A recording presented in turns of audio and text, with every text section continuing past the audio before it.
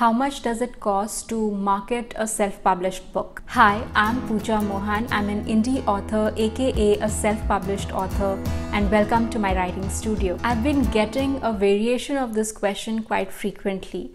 How much does it cost to market a book that you've self-published? Now, I am a conservative when it comes to money, and I don't like to take huge risks with my money, and my advice will reflect that. So keep that in mind with whatever I'm saying. The cost to market your self-published book will depend on the book itself, the genre that you're writing in, and also the goals you have from your book. If you're planning to come on a bestsellers list, you'll have to invest more in marketing so that can convert into larger number of books sold. Whereas if you're planning to apply for a prize or some kind of an literary award, then sales number might not really mean as much. So your marketing budget will reflect that. With my first book, I didn't know what I was doing. I did not really market my book, and the little that I did it in front of the wrong audience. So it really didn't convert a lot when it comes to sales. I didn't have anyone in my family who would tell me what to do, and there weren't any channels like these where I could find any information. Also, I didn't know where to look for information. So I was completely ill prepared with my first book. But with the last book that I released, Love, a collection of prose and poetry, I spent around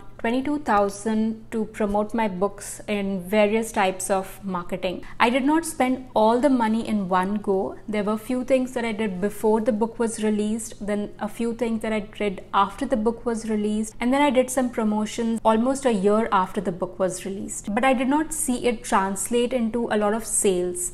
Whereas my non-fiction book, The 90-Day Plan, I haven't spent money promoting this book other than sending a few copies to a few friends. I also have way more book reviews for my poetry collection than for my non-fiction books. But my non-fiction book seems to be selling much more than my fiction books. So that should tell you that a lot of sales numbers will depend on the genre that you're writing in and your audience. And these things should influence the budget you have for marketing your book. Plan to spend your marketing budget periodically to keep a momentum going throughout the lifespan of your book. That's the time where you are actively going to promote your book so as to make all your profits. Don't spend all your money marketing in one go. This is just me being overly cautious with my money, and that's the advice I'll give you. Spend a little money, see the returns you get from that particular source of marketing. If you're putting in money in advertising, say on Amazon, on Facebook and Instagram,